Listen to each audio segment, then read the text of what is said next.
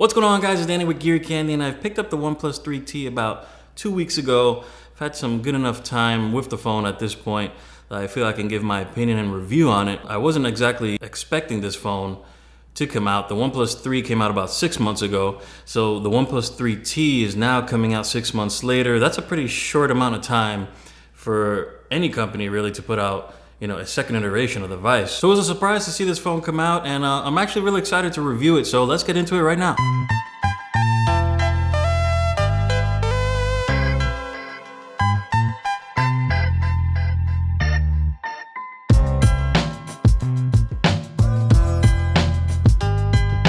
So there used to be a time when most camera phones were mediocre at best with a few shining stars in the market. As of this year, I feel most of the phones that are coming out are starting to step up in the camera department. In the OnePlus 3's case, we've got a 16 megapixel sensor in the rear from Sony with a 2.0 aperture, so it's really good in low light.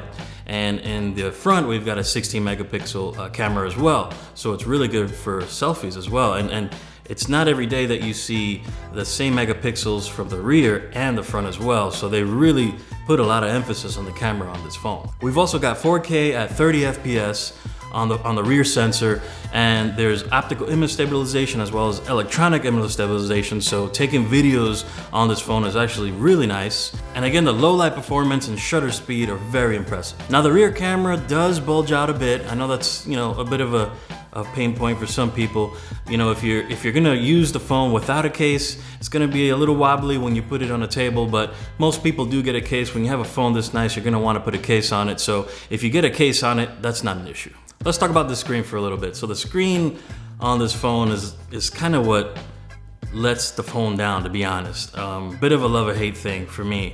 It's okay, so let's talk about some of the good things. It's an OLED panel, 5.5 inch. So you get a nice big screen, and you've got a really good contrast ratio, so you get really deep blacks in it, and the colors they're pretty good. On the flip side, you've got a 1080p resolution as opposed to a QHD resolution, which most of the flagships these days are coming out with. So if you're coming from QHD to a 1080p screen, it's a really hard transition, guys. I'm already used to that sharpness, and when I look at this phone, not that it's dull, but I can just tell the subtle differences in crispness, and especially when taking photos, compared to, let's say, the Google Pixel XL. There's definitely a difference there, and it's something that just takes a lot away from the device. So overall, the phone has a very premium feel to it. When you hold it in your hand, everything that you touch is either metal or glass. It's not for the price that you pay for this phone, you really are not gonna expect how it feels in the hand. This is not a cheap feeling phone by any means. At the bottom, we've got a headphone. We've got the headphone sensor, and we've got a down-firing speaker. So there's one down-firing speaker, but it really sounds really clear. There's really no issues there. I didn't have any problems as far as volume's concerned. And the buttons that they put on this thing, they've got, they're metal buttons, but they put a tactile kind of feeling button at the top left for just, do not disturb feature. So you switch that on, and the do not disturb comes on as opposed to going through the menus and setting it. So once again, we've got some kind of weird names for the colors that you can buy these devices in. I'm not sure why all these manufacturers do this. I guess maybe they just want to have a little bit of fun with it. So the one I bought is the gunmetal gray, and there's another one you can order called the soft gold. So the soft gold, the front of the phone is white. So if you're into white phones, you're gonna have to go for the soft gold. So the biggest standout feature in the performance arena is the memory on this phone. We've got 6 gigabytes of memory on this phone. There's PCs that don't have 6 gigabytes of memory. That's insane. It also comes with a Snapdragon 821 quad-core processor, which is basically the same processor that's in the Google Pixel XL, which is my current daily driver, and I can't recommend enough. So storage is fairly simple on this phone, guys. We've got 2 options. There's 64 gig and 128 gig. There's no expansion slots anywhere on the phone, so if you're gonna need a lot of storage, just go for the 128 gig instead of the 64. You'll thank yourself later. So let's talk a little bit about this fingerprint sensor. This thing is out of this world. I'm gonna go on record and say it's the most accurate, fastest fingerprint sensor I've used to this day. I mean, you put your finger on that sensor and it is just quick. So one of the main things they upgraded on the OnePlus 3T compared to the OnePlus 3 was the battery life. So it's a bigger battery now. It's got a 3400 milliamp hour battery, and more so than just the battery. I mean, the battery's great. It probably lasts me throughout the day. By the end of the day, I'll have 30% battery, so that's freaking great. So, but more so than the battery is the charger. So the dash charger is the charger that OnePlus is very proud of, and they should be. It's an amazing charger. So basically, if you're down to about 10% of battery life on your phone, half hour on that charger will bring you up to damn near 100%. It's absolutely amazing. If you trickle charge your phone kind of like I do at my desk throughout the day, you're gonna have absolutely no issue keeping the battery topped off in the 90s, and it basically takes all the worry out of not having enough battery to last you throughout the day. So there are 3 practical gestures that I really want to mention on this review because they're ones that I've actually think people will use.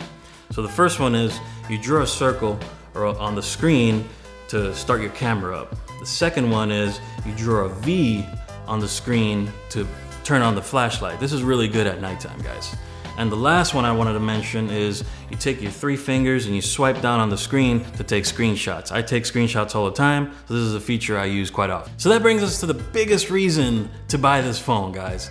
The price. The 64GB gunmetal version of the OnePlus 3T was $439. Let me say that again, $439. That's half what the Google Pixel XL costs. Now that's the Google Pixel XL at 128 gigs of storage, but still half, that's a huge deal, guys. If you're looking for bang for the buck, this is the phone you want to get. There's no other phone that's gonna beat this phone at $439. All right, guys, so no phone is without its cons, so let's talk about the cons for a little bit. The first con I have with the phone is there's no waterproofing. Now, the only reason why I bring this up, I wasn't really expecting it at $439, but if you're not gonna put any expansion slots in the phone, why not go the extra step of waterproofing it? At least give us, water droplets and dust resistance. That's something that's just, peace of mind. Go out in the rain. You're not gonna be, thinking you're gonna screw your phone up. The next con is the operating system. It comes shipped with Android 6.0 Marshmallow, which at this point, especially if you're coming from the Google Pixel, and getting used to Android 7.1 Nougat, going back to the, Marshmallow 6.0 just feels outdated, and you start missing some of the little creature comforts that Android 7.1 offers. The next con is a bit of a stretch, guys. It has to do with the camera hump. The fact that it has it, some people, they're real sticklers about it, and if you're using the phone without a case, I can see why that can be kind of annoying, because you put it flat on a table and it kind of wobbles a bit. But just put a case on it and you'll be fine. And lastly, we've got that screen again. So yes, it's a 5.5-inch screen. Yes, it's an OLED panel, I get it. But you know what?